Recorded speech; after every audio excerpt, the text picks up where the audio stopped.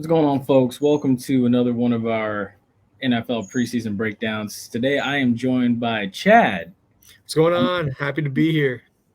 Chad is a fan favorite amongst a lot of people and stuff for his picks. I don't know Okay, if you remember that last year. I do. Oh my gosh. I remember everything. And everyone's like, Chad, really? Really?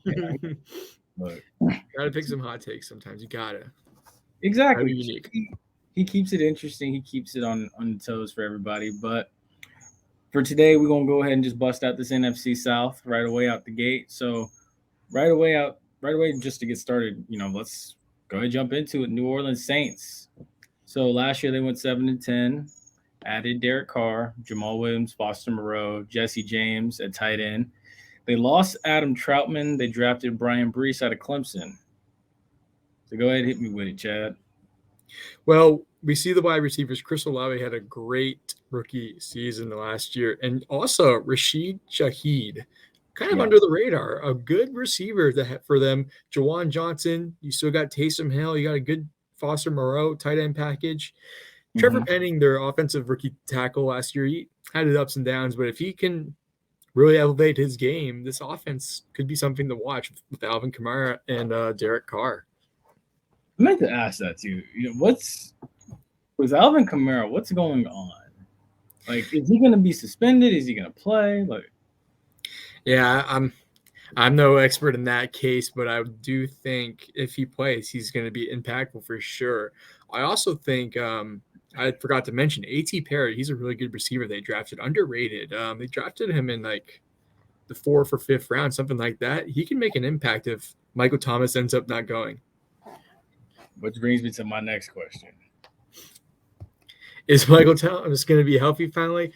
Who knows? You look at him on ESPN right now. He has a questionable tag. It's probably been that way for the past 5 years. 2022, he had 16 catches for 171 yards, and that was only in like a couple games. But signs are pointing to him being healthy, but we're going to have to just wait and see until training camp comes because we know OTAs kind of walk through. Yeah, So we're really just going to have to wait till training camp and see what we hear from the team doctors at that point. it's kind of interesting to me that for Michael Thomas, he hasn't been fully healthy since that Bucks game, that first game of the season in 2020. Do you remember right? Because remember Yeah, they yeah, tried yeah. to Didn't Reed. he had a pretty good, decent game, I think. He might have scored or something. He did, but they like the game was already won, and they everybody was like, why was he still in the game? And then he got hurt. Oh, yeah. And honestly, since then, he has not been himself. So I'm sitting here thinking, like, dude, at what point, when are you gonna just come on?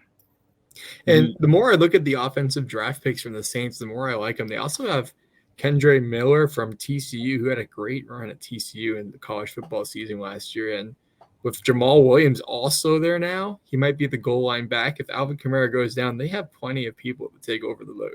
that's true, and I think that move was made to anticipate a suspension, but also too to Mm-hmm. keep the load off of him. Absolutely. They realized too, Kamara is good when he has someone to compliment him, like when Kamara had Mark Ingram to compliment him. Yes. So it was a nice move from front office perspective, honestly, and I feel like it's going to pay dividends. Um, but yeah, so That package definitely does remind me of Ingram also being there because he's definitely a goal line back. The question mark is really the offensive line. The offensive line can play really well. You know, Cesar Ruiz has been up and down. I think they can really elevate their game. facts, big facts. And with that, that's going to take us from the 7-10 Saints to the 7-10 in second place Atlanta Falcons. Well, really everybody tied for second, except for the Bucks. But additions for the Falcons: they added Calais Campbell, Jesse Bates, Scotty Miller moves north from Tampa.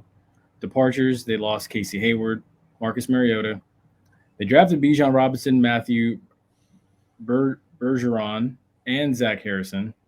So I will say right off the bat, I'm intrigued as to how this tandem. Everybody's kind of loading up on tandems in the NFC South too. It's Yeah. kind of interesting. Bijan Robinson and Tyler Algier, both sharing snaps at running back. Also, Cordero Patterson's still there, but he's really getting old. But it's still good to see him getting his work in the NFL. But this was a really run-heavy team last year. They were like number 1 in rush attempts, not even over the Ravens, I believe. And Bijan Robinson is really good, and Tyler Algier had a great rookie year. So it's going to be a good 1-2 punch for them. They're going to be a primarily running team as Ritter's still kind of getting into it. Drake London, nice target to have, and Mac Hollins and Scotty Miller could definitely be better, but at least they have Kyle Pitts. If they can utilize him right, which they have not been doing, I know fantasy players who have Kyle Pitts are pretty mad about that. They could be a pretty good offensive team and run the ball at you pretty hard. I will say honestly, I mean, now that you spoke of fantasy, I liked what I got out of Cordell Patterson when I took him 2 years ago. Absolutely. He is so reliable. That must have been his peak, but he also is a really good kick returner, but it was good to see him do great in fantasy that year.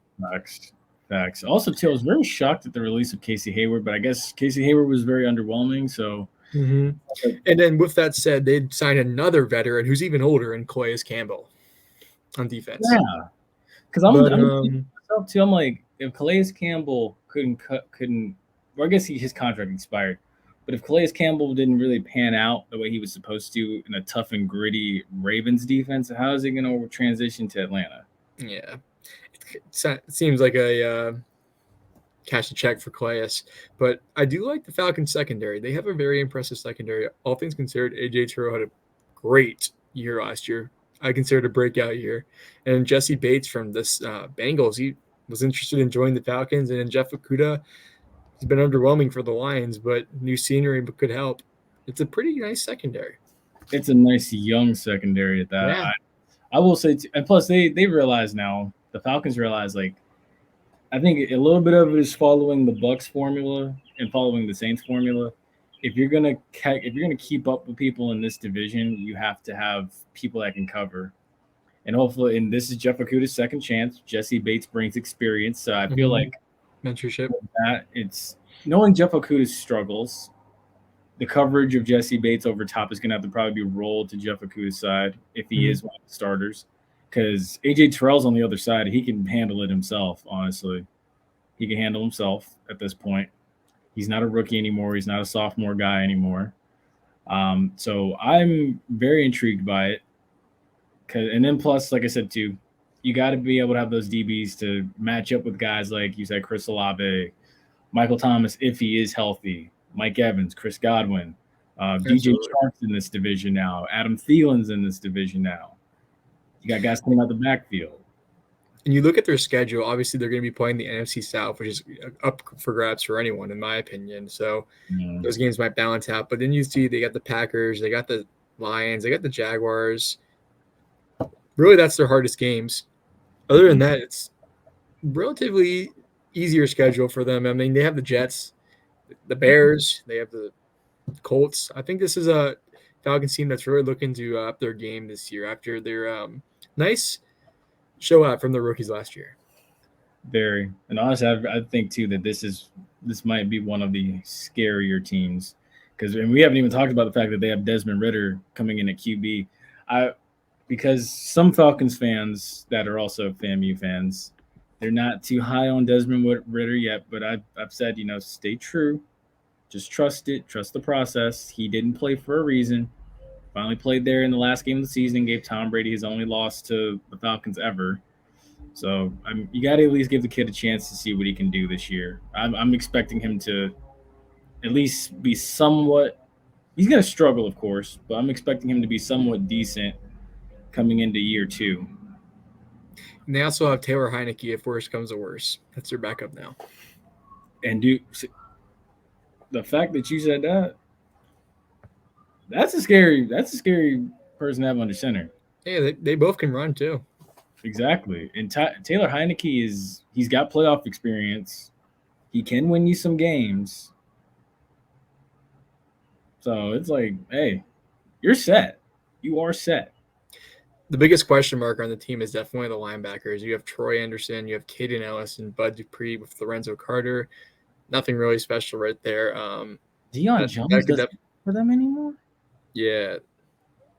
Yeah, he's on the Browns now, I believe, but that's definitely a hole on their defense, and that could be exploitable for sure. I'm going to save my prediction on what I think for them in the division later, but it's a team to watch on offense for sure, especially with Bijan there. Facts. Dang, I can't believe Deion Jones. Golly, I thought he was like the franchise guy. I know, right? Man, that's crazy. But yeah, folks. So now that's going to take us over to our hometown team, the Tampa Bay Buccaneers. So Rubbing the creamsicle jersey, Hardy Nickerson. I am so jealous of his Hardy Nickerson jersey because it Bucks is versus Lions creamsicle jerseys. Gotta be October there. 15th. Pack the house. Dude, man. Because look, no, see, because we talked about this before we came on live, folks. Like, I've been wanting the creamsicle jersey. I've been checking everywhere, eBay, all these other places and stuff. I just haven't had the time or the resources to do it. I'm jealous of him, but it's okay. I'm gonna get right soon. I'm gonna get right, Chad. Don't I'm worry. excited to see how many orange jerseys and shirts there'll be that day. Oh, it's gonna be a ton. It's gonna be like 1976, 1979 all over again. That's really what it's gonna be. So last year, 8-9 division champs. Their additions, of course, Baker Mayfield, Chase Edmonds, Ryan Neal. The departures, Tom Brady finally retired. Leonard Fournette, who has still not been picked up, is gone. Sean Murphy Bunting, gone. Cam Brate, gone. Donovan Smith is gone. Julio Jones is gone. Scotty Miller, and Byron Leftwich got fired. In the draft, they got Kalijah Cansey, Cody Mooch, just to name a few. And so, with that being said, look, I'm just be real. It's not going to be the same, of course, but I'm not going to say it's going to be completely all that bad. I agree. I mean, we're used to bad if every Bucks fans watching. I mean, you got Baker Mayfield. It's definitely going to be a project year, in my opinion. It's an experimental year, and I like to say that tanking is worth it sometimes when you got teams that are doing great now that tanked like Jacksonville and stuff. And I don't see that in Todd Bowles' nature at all. I really thought the Bucks would try to get Caleb Williams next year, but they're really kind of going all in with Baker Mayfield, and we'll see what happens. The offensive line is definitely a question mark with all these young guys still. Tristan Wirfs obviously all team first team all pro. Brian Jensen, he's good too, but other than that, you got a question mark on offensive line, and other than Mike Evans and Godwin, you only got Rashad White on offense. But obviously, I'm a Bucks fan, so I'll be rooting for them. I think they can do some damage, but I'm not sure if they can win the division again. I'll say it like this. I like the fact that you said Todd Bowles and tanking is not in his nature. Yeah, I think what it is, honestly, is this. Bruce Arians still is in that building. Correct me if I'm wrong. Yeah, he is. Senior advisor. Yeah, see. So, with that being said, Bruce Arians, I feel like, had a say in bringing Baker Mayfield in to push Kyle Trask. Because at this point now, it's like, may the best man win. Because Bruce Arians, I believe, he had a high draft grade on Baker Mayfield and everything coming in. Because Baker Mayfield fits that no risk it, no biscuit style of offense. And I think, honestly, to make the job a little, or make the want to come to Tampa a little bit sexier, they had to move on from Byron Leftwich because that offense sputtered. I'm going to be real with you. Tom Brady's arm was not what it had been. The play calling was just questionable. And that's very generous of me to say. Very. It's and I think the fact that you didn't have Bruce Arians in the OC room or in the offensive room or the QB room to really have the final say of what goes into a game plan and what doesn't, it was very well known because people were very critical. And correct me if I'm wrong again, people were very critical of Byron Leftwich the Super Bowl year and the year after. That's the part that people are missing. It's like everybody's like, "Oh no, they just fired him because he was this, he was that." I'm like, no. If you paid attention to what goes on around here, it's been inconsistent. Exactly. Chad knows it. I know it. Ace knows it. Flash knows it. Everyone knows it. And that's why they made the move. And you look at the defense; it's virtually the same, except they got a little bit younger with Kawaja Kansi instead of longtime Buck Will Golston, and then also Ryan Neal's there instead of Mike Edwards. They're virtually the same age, so it's virtually the same defense, which is a top 15 for sure. Maybe top 10. I don't know. It's borderline top 10 defense. So Yeah. the Bucks will fight in the NFC South, but I'm not sure it's going to really help them in the long run if they stay in the mid-range in the draft. That's what they've been doing forever. Facts. At some point, you have to, because honestly, in my mind, it's like I can see this going very, very, very, very bad. But that's also factored in with injuries. But I can also see this being a surprise too. For me, there's no oddly enough, there's no in between. Well, there is, but I'll say what I think about when we go to the predictions at the very end. I got you. But yeah, it's just, I don't know. It's and you look at their schedule; it's a really tough schedule. They play the Bills, they play the Niners, they play the Jaguars. Monday night. They play the Vikings first game when the DBs are going to be all fresh. They're going to play Justin Jefferson. They're still going to be like rusty, and then they play the Eagles 2 weeks later. So on Monday night, dude. Look. I'm gonna draft Justin Jefferson just for that purpose. First game against Carlton Davis, do it. Hey, Carlton Davis is good, but Justin Jefferson can beat anyone. He's just better. He's just so much better. But yeah, definitely. Go Bucks though. You know it. I'm gonna get me a creamsicle. I'm gonna get me a creamsicle. All right, I'll hold you to it. Don't worry. Give me till Christmas. Where are we in now? This is Christmas in July. We could do Christmas in July. I'll give it to you then. Hold on. Okay, so this was recorded in June. When this is released, it'll be August. Give me till Christmas 2023. I got you. You got it. Done. And with that, folks, that's going to take us now to the last team in the NFC South, the Carolina Panthers. So last year they also went 7-10. They added Frank Wright. They brought in Miles Sanders from Philly. Goodness gracious. They added Adam Thielen. They added DJ Chark. They added Eddie Pinheiro as their kicker. They also added Shai Tuttle.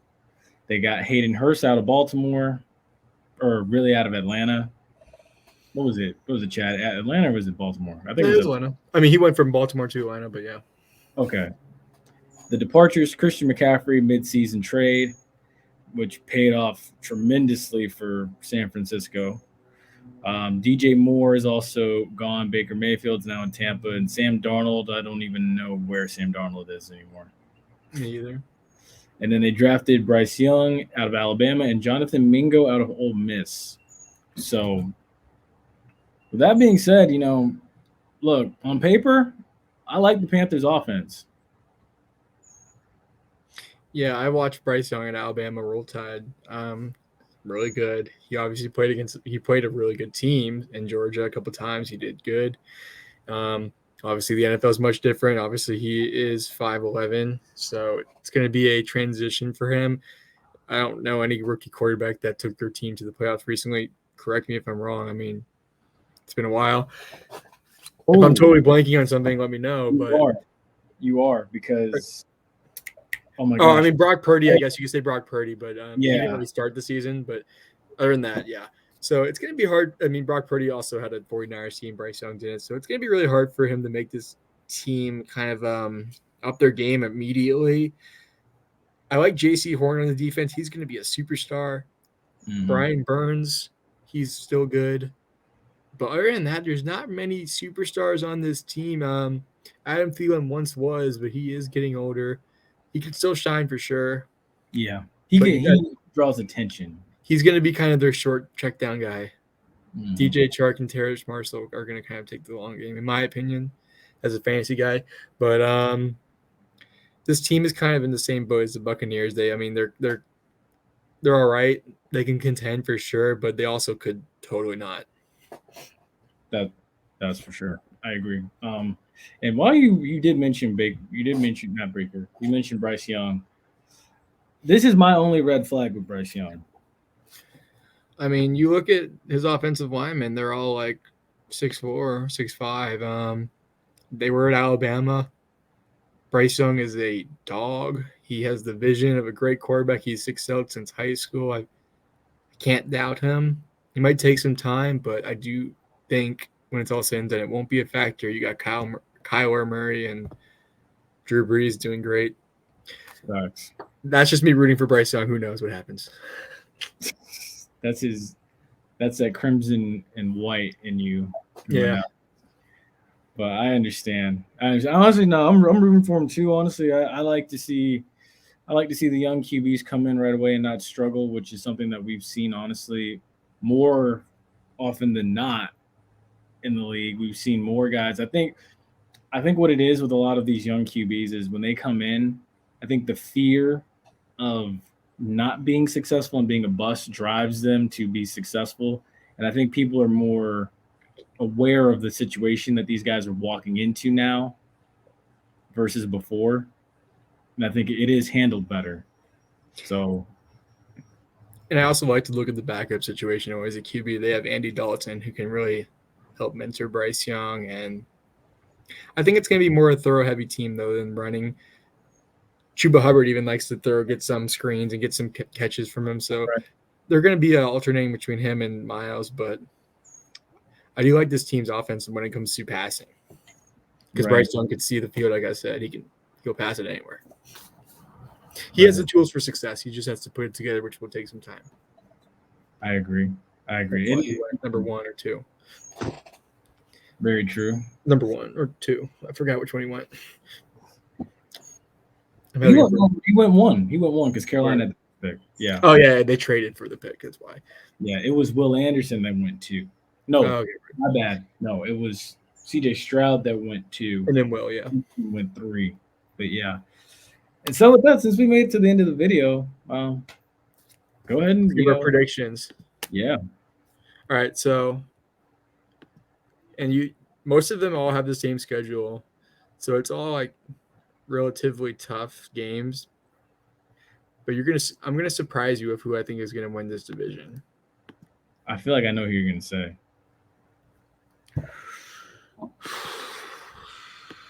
It's so hard. They're all like so close together in what I think they're gonna do. I'm gonna go with the Falcons. I knew you was gonna say that. Yep, I'm gonna go with the Falcons. I knew you were gonna say that. I think I think they all have a 25% chance to win the division. Even. I was gonna go with the Falcons though.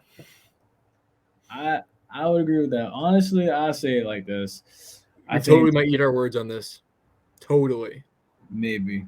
But it's risky. You gotta risk it to get the biscuit. Hey, there you go. Now, I will say this. I think Carolina, they got a rookie quarterback. They got a Frank Wright who's looking for a new fresh start in the NFL. Those two are going to eventually become the problem in this division. I don't think it's going to be 2023, though. You have New Orleans sitting there with Derek Carr. Yeah, it's them or the Falcons. I was contemplating between them. I know VJ is going to be mad about this. He's going to be pissed. We'll be fine. He'll get over it. You have the Saints there, though, with Derek Carr and stuff, and Chris Olave. They're looking, and they're out for revenge. Yeah, it's either them or the Falcons, in my opinion. But you know what? And then you have the Bucs there that return the most recent experience as far as playoff savvy and stuff. But I'm going to honestly sit here and say to you, I think, and I'm going to actually agree with you. I'm going to go Atlanta winning the NFC South. New Orleans does have a kind of not that bad schedule, so maybe they could win too. I'm going to go, but because I think Tampa is going to be a surprise team and probably sneak into that last wild card spot, I'm going to go Bucs second. Either they'll sneak in or they'll just miss it. But I'm going to go second. And then I'm going to go Saints third. Carolina will be in last, but it's going to be a tight race all the way around like you saw last year. It's going to probably come down to literally the last 2 weeks. Yeah, I agree. That's how I see it playing out, honestly. And it's going to be wild because I think the Bucs are going to be right there to take the division, but because the Falcons may just be a step or two ahead. Don't get me wrong, it's going to be competitive because everyone can take it. So They all might finish the same records around last year, or a little bit better or worse, but still going to be some good games when they play. Facts. So I'm gonna go. I'll go Falcons, Saints, Bucks, Panthers. Okay, so we're about the only differences we have is 2 and 3. That's the only differences we have, but that's still pretty good. I'm putting a lot of trust in this Falcons run game. I think it's just a surprise. I think for me, it's just like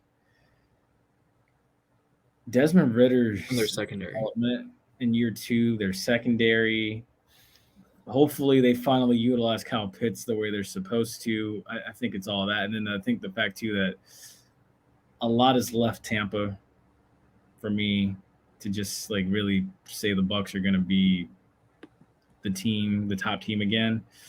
And then you also, again, Carolina's creeping up. Give it about a year or two, they'll be what we expect them to be. The Saints, that Super Bowl window's passed, I think, and I think a lot of those big names are going to start retiring soon. Hey, I think Kyle Pitts can really have a good year. I know that's something they're all talking about at the facility because they know he's been having bad years. Or, hey, we got to get this guy going. And if that happens, it'll be good. You have to, because otherwise he'll just do what Dion did, and he'll just do what Julio did, and he'll just leave and go to greener pastures. Point blank. Yep. But folks, that is going to do it for our NFC South preview. We hope you've enjoyed this episode as much as we've enjoyed bringing it to you. Also, too, we'll offer up prayers for Deion Sanders because, speaking of the Falcons, he's got a lot going on right now. He might lose his foot after, already losing 2 toes. So, we're rooting for Deion and stuff. He's someone that I can definitely say I've grown up idolizing and watching. So absolutely. Wish him the best. Definitely. And Chad, while you're here, let me ask you real quick, what's Alabama going to do this year? It's time to take back the SEC, bud. Yes, it is. It's time to take back the SEC. I think Alabama will have another battle with Georgia, but let me see their schedule real quick.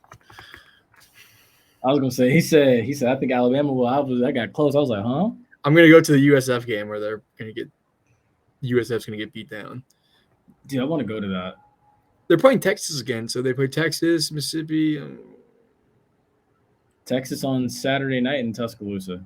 Yeah, Texas and Tennessee and A&M are their worst games. I think they'll have like 1 to 2 losses. Their quarterback situation is obviously not Bryce Young, but Jalen Moreau can run. He can throw. He's been improving apparently. I don't know if they're going to be able to take back the SEC though. It's going to be hard. I'll say they do it. Okay, say it with your chest, Chad.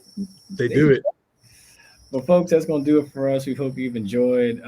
Stay safe, stay blessed. We have many other, because this is going to be actually the first of the series. So, as always, stay safe, stay blessed. We will see you on the next episode. Yep, we'll see you next time.